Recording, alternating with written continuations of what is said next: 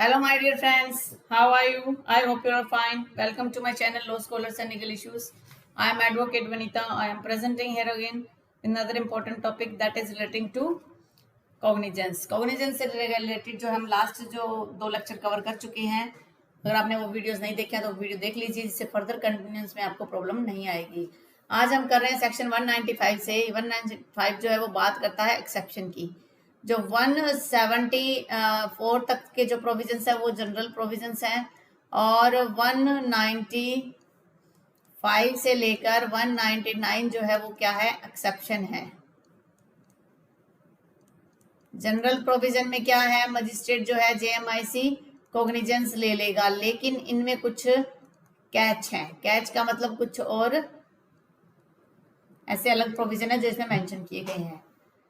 195 बात करता है prosecution for contempt of lawful authority. Lawful authority है, पब्लिक सर्वेंट है, उसको कोई अथॉरिटी मिलेगी, उसकी अथॉरिटी को कंटेम्प्ट करना, उसका विरोध करना। For offences against public justice, जहां पर ऑफेंस है वो पब्लिक जस्टिस के अगेंस्ट किए गए हैं। And for offence related to documents given in evidence, और जो डॉक्यूमेंट्स दिए गए हैं एविडेंस में उससे रिलेटेड। तो कह रहा है कि कोई भी कोर्ट, नो वर्ड से स्टार्ट हो रहा है ये कह रहा है कि no court shall take cognizance, कौन से मामले में, of any offence punishable under section 172 से 188। 172 से जो 188 है वो बात करता है lawful contempt of lawful authority की। अबेटमेंट के रिगार्डिंग अटेम्प्ट हुआ है उन ऑफेंसेस में, उसके बारे में बात हो रहा है। कोई क्रिमिनल कॉन्स्पिरेसी हो रही है तो कह रहा है कि उस मामलों में क्या होगा, कोई भी कोर्ट तब तक कोई भी कॉग्निजेंस नहीं लेगी except on the complaint in writing, जब तक जो कंप्लेंट है पब्लिक सर्वेंट के द्वारा। जैसे एक पुलिस ऑफिसर है, उसका जो है काम करने में बाधा लाई गई है, तो उस मामले में जब पुलिस ऑफिसर को कंप्लेंट देगा तो कंसर्न और सम अदर पब्लिक सर्वेंट जिसके पास वह एडमिनिस्ट्रेशन कंट्रोल है, जैसे चौकी इंचार्ज हो गया, थाना इंचार्ज हो गया, इस प्रकार से डिविजन्स डिवाइड होते हैं। तो उन डिवीजन के हिसाब से या तो जो पब्लिक सर्वेंट है ड्यूटी पर वही वो उसको कंप्लेंट फाइल करेगा, या फिर उसके बिहाफ पर कोई और व्यक्ति भी कर सकता है, जो भी कोई सबऑर्डिनेट अथॉरिटी हो। बी क्लोज कहता है of any offence punishable under any of the following section of the IPC के जो फॉलोइंग सेक्शन है इनके तहत अगर कोई एक्ट किया गया है 193 से 196, 199, 200, 193 जो बात करता है फॉल्स एविडेंस के लिए, 193 से 96 तक फॉल्स एविडेंस की बात है। 199 जो है उसके लिए अगर आप देखते हो तो वो प्रोविजन फॉल्स स्टेटमेंट की बात है। 200 बात कर रहा है कि कोई डिक्लेरेशन है जो झूठी दी गई है, यानी कि ये वो ऑफेंसेस हैं जो फॉल्स एविडेंस से रिलेटेड हैं, किसी भी प्रकार का फॉल्स एविडेंस हो। One such offense is alleged to have been committed in relation to any proceeding in any court। या तो ये पहला पॉइंट कहता है आपका फॉल्स एविडेंस, आपने फॉल्स एविडेंस दे दिए, उस मामले में हो रहा है बात, ठीक है। सेकंड पॉइंट कह रहा है कि 463, 471, 74, 75 said court such offense alleged to have been committed in respect of document produced or given। Document वगैरह इसमें दिए जाते हैं, ये क्या है, फोर्जरी है उस मामले में। क्रिमिनल कॉन्स्पिरेसी है, अटेम्प्ट टू कमिट है, अबेटमेंट है उस मामले में। तब तक मजिस्ट्रेट कॉग्निजेंस नहीं ले सकता जब तक कि कंप्लेंट इन राइटिंग में ना आ जाए, किसके द्वारा, जो ऑफिसर अपॉइंट था या कोई ऑथराइज उसके बिहाफ पे किया गया हो, और some other court to which such that court, या कोई दूसरी कोर्ट जो है कॉग्निजेंस लेगी जो उसकी सबऑर्डिनेट होगी। नेक्स्ट पॉइंट कहता है कि when the complaint has been made by a public servant under clause A of subsection 1, under clause subsection 1 में जो अथॉरिटी है इज एडमिनिस्ट्रेटिवली सबऑर्डिनेट में order withdrawal of the complaint, withdrawal of complaint हो सकता है, और कॉपी जो उस ऑर्डर की कोर्ट में भेजी जा सकती है। अब मौजूदा टाइम में क्या होता है, जैसे किसान आंदोलन, इससे पहले जाट आंदोलन था, उन आंदोलन में इतनी ज्यादा एफआईआर दर्ज हुई थी, उनमें परमिशन लेके, सॉरी कंप्लेंट देके इन ऑफिसर्स ने दर्ज करवा दी, लेकिन उसके बाद कह रहे हैं कि उसका विड्रॉल किया जा सकता है। सेक्शन 321 जो है उसमें पीपी को पावर है वो विड्रॉल कर सकती है। प्रोवाइडेड दैट, प्रोवाइजो कहता है कि ऐसा कोई भी विड्रॉल ऑर्डर नहीं किया जाएगा जब वो फर्स्ट टाइम पर उसको कंक्लूड कर दिया गया है, तो उस ऑर्डर को विड्रॉल नहीं होगा जिसको कंक्लूजन ही आ गया है। इन क्लोज भी सबसेक्शन 1 द कोर्ट का मतलब क्या होगा, कौन सी कोर्ट में आएगा, सिविल कोर्ट हो सकती है, रेवेन्यू क्रिमिनल कोर्ट भी हो सकती है, और ट्राइब्यूनल भी हो सकती है जो सेंट्रल गवर्नमेंट के द्वारा और स्टेट एक्ट के द्वारा डिसाइड की गई हो। नेक्स्ट प्रोविजन इसका कहता है For the purposes of clause B of subsection 1, the court shall be deemed to be subordinate to the court which appeal ordinary lie appellant degree. Subordinate का मतलब है कि मान लो JMIC की कोर्ट है, उसे नेक्स्ट उसकी क्या होगी, कोर्ट ऑफ सेशन होगी, तो उस टाइप से बताया गया कि जहां पर अपील लाई हो सकती है उस डिग्री की. प्रोवाइजो फिर कहता है कि where appeal lie to more than one court the appellate court of inferior jurisdiction shall be the court. मान लीजिए कि एक कोर्ट से एक कोर्ट अपने ब्लॉक में अलग अलग कोर्ट्स होती है, एक डिस्ट्रिक्ट में कई को ब्लॉक्स होते हैं, तो अलग अलग कोर्ट्स में एक ही कोर्ट का जुरिडिक्शन है, तो ओरिजिनली कहाँ माना जाएगा, जहां पर वो एक्चुअली जो रजिस्टर हुआ था case. Where appeal lie to civil and also revenue court such court shall be deemed to be subordinate होगी. किस मैटर में होगी, जो उसमें ऑफेंस में एलिज किया गया तो उसके हिसाब से जो नॉर्मली होती है. ये है हमारा सेक्शन 195. 195A क्या बात करता है कि जब विटनेसेस है कोई, उनको अगर कोई धमकी दे रहा है तो उन मामलों में कहाँ जो है उसका क्या प्रोसीजर होगा. A witness or any other person may file a complaint in relation to an offence under section by, तो विटनेस भी जो है 195A जो आईपीसी का है उसके हिसाब से कंप्लेंट फाइल कर सकते हैं. नेक्स्ट प्रोविजन है prosecution for offences against the state and for criminal conspiracy. Criminal conspiracy के लिए स्टेट के अगेंस्ट जो ऑफेंस होता है उसमें क्या होता है कि central government or state government की उसमें कंसेंट चाहिए होती है, सैंक्शन चाहिए होता है. बीच में कन्हैया कुमार का केस था, काफी विवादों में था, उसमें दिल्ली ने क्या की थी, दिल्ली गवर्नमेंट ने सैंक्शन प्रोवाइड नहीं की थी, उसके वजह से उसका ट्रायल जो है विशेष माना गया था. तो सैंक्शन की रिक्वायरमेंट होती है कौन से मैटर में, जो स्टेट के अगेंस्ट होते हैं, जो क्रिमिनल कॉन्स्पिरेसी जिसमें की जाती है. तो इसको पढ़ते क्या कहता है, कोई भी कोर्ट कॉग्निजेंस नहीं लेगा कौन से मैटर में, 153A और 505 के मैटर में. 295A 153A क्या, ये भी दंगा फसाद के एक्ट. 295 में ए में क्या, धर्म से रिलेटेड कुछ आपने गलत कर दिया है जिससे दंगे भड़क सकते हैं. और 505 है, 505 बात कर रहा है कि कोई भी ऐसी पब्लिक मिसचीफ कर दी है जिसमें लोगों के बीच में एक हिंसा की भावना पैदा हो जाए, द्वेष की भावना पैदा हो जाए. तो कह रहा है कि सेकंड ऑफेंस कौन सा, क्रिमिनल कॉन्स्पिरेसी. थर्ड जो है अबेटमेंट है, जो 108 में जो दिया गया है अबेटमेंट, कह रहा है उनके लिए पहले आपको प्रीवियस सैंक्शन चाहिएगी सेंट्रल और स्टेट गवर्नमेंट की. या तो सेंट्रल के अगर केस है तो सेंट्रल गवर्नमेंट की, स्टेट के लेवल पे जो केस है उसमें स्टेट गवर्नमेंट की जो सैंक्शन रिक्वायर्ड है.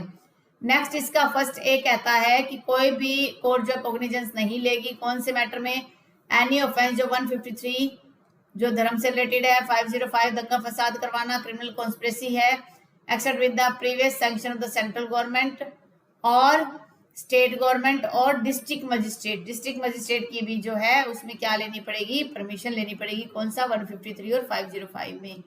ठीक है, ये है हमारा 195 का क्लोज. अगला कहता है कि no court shall cognizance of the any criminal conspiracy punishable under 120B में जो क्रिमिनल कॉन्स्पिरेसी है other than a criminal conspiracy to commit, उस क्रिमिनल कॉन्स्पिरेसी जिसमें कि डेथ, लाइफ और आइग्रिस इम्प्रिजनमेंट 2 years की ना हो, जब तक कि state government or district magistrate उसमें क्या ना दे दे, उसमें परमिशन ना दे दे और राइटिंग में वो कंप्लेंट ना गई हो. तो यानी कि कॉन्स्पिरेसी 120B का जो मैटर है उस मामले में क्या करना पड़ेगा आपको, डीएम मतलब डीसी की परमिशन और स्टेट गवर्नमेंट की परमिशन चाहिएगी. प्रोवाइजो कहता है जहां पर क्रिमिनल कॉन्स्पिरेसी इस प्रकार के सेक्शन 195 वहां पर अप्लाई हो रहा है तो कंसेंट वहां पर जरूरी नहीं है. ये कॉन्स्पिरेसी वो है जिसमें डेथ का प्रोविजन नहीं है, लाइफ इम्प्रिजनमेंट नहीं है, उनमें आपको डीएम की परमिशन चाहिएगी. लेकिन जहां पर 195 के अप्लाई हो रहा है, 195 का मतलब है कि जहां पर पब्लिक अथॉरिटी स्टेट के अगेंस्ट आपने जो क्रिमिनल एक्टिविटीज की है उन मामलों में परमिशन की रिक्वायरमेंट नहीं होगी. थर्ड क्लॉज कहता है the central government state government में बिफोर अकॉर्डिंग सैंक्शन के अकॉर्डिंग, और डीएम में before according sanction under subsection 1A state government district में गिविंग कंसेंट.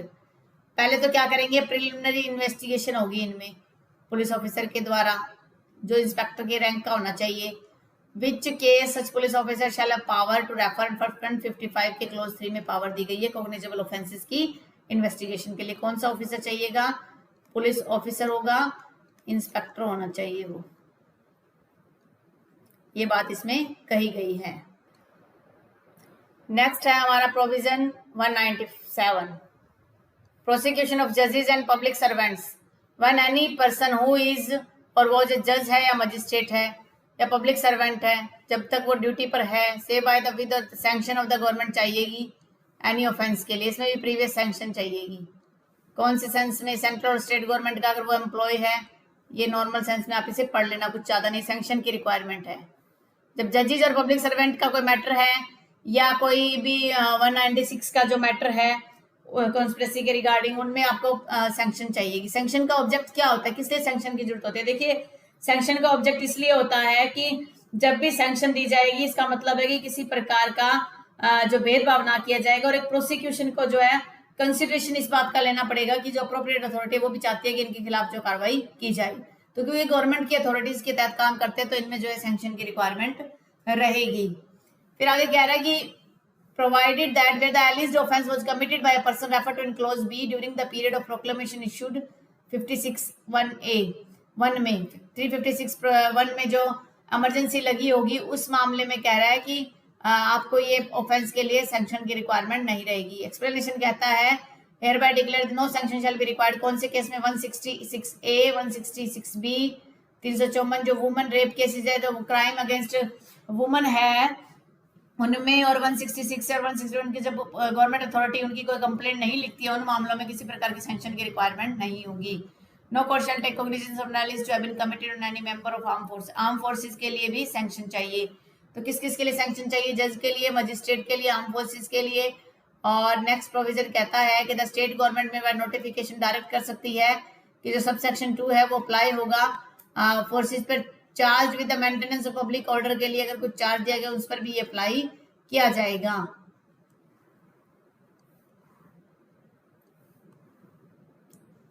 फिर कह रहा है कि नॉटविथस्टैंडिंग एनीथिंग कंटेन, वही सारा कुछ है, इसमें ज्यादा कुछ डिटेल में नहीं है, आप पढ़ लेना। अगर आपको कोई डाउट लगे तो आप जो है कमेंट कर देना। The central government, fourth clause देख लीजिए क्या है। The central government or state government case पे डिटरमाइन कर सकती है कि किस मैनर में, किस तरीके से जो है जजेस, मजिस्ट्रेट, पब्लिक सर्वेंट का जो प्रोसिक्यूशन है उसको करवाया जाए। तब हम पॉइंट पर आते हैं कि सैंक्शन किन किन मामलों में चाहिए होगी। देखिए, सैंक्शन के लिए एक तो इम्पोर्टेंट है, सैंक्शन चाहिए होगी 196 में। 196 में सैंक्शन किस लिए चाहिएगी? क्योंकि यहां पर क्या है, क्रिमिनल कॉन्स्पिरेसी है। किस पर्पज से? क्रिमिनल कॉन्स्पिरेसी अगेंस्ट, किसके अगेंस्ट हो रही है? Criminal conspiracy against the state.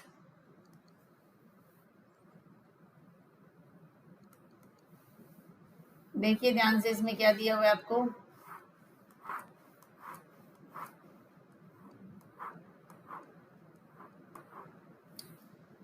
State and for criminal conspiracy to commit such offence.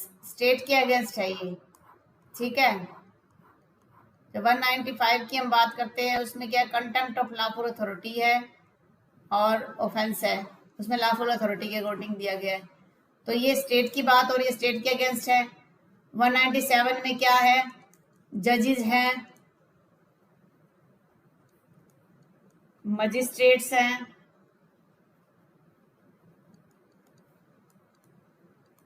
और पब्लिक सर्वेंट्स हैं। उनमें क्या चाहिएगी? प्रीवियस सैंक्शन चाहिएगी, अदरवाइज प्रीवियस सैंक्शन की रिक्वायरमेंट नहीं है। तो ये है हमारा 197 तक का कंसेप्ट। किसी प्रकार का डाउट हो तो आप कमेंट जरूर कीजिएगा। अगर आपको मेरा वीडियो अच्छा लगा तो आप मेरे वीडियो को लाइक कर दीजिए। अगर आप चाहते हो ऐसे वीडियो आपको और भी मिलते रहे तो आप मेरे चैनल को सब्सक्राइब कीजिए और बेल आइकन पर क्लिक कर दीजिए, जिससे फर्दर जो भी कोई वीडियो अपलोड हो उसकी नोटिफिकेशन आपको जल्द से जल्द मिल जाए। कोरोना के इस टाइम पीरियड में आप अपने फैमिली मेम्बर्स, नेबरहुड का ध्यान रखिए। Stay home, stay safe, stay healthy. Thank you for watching. Have a nice day.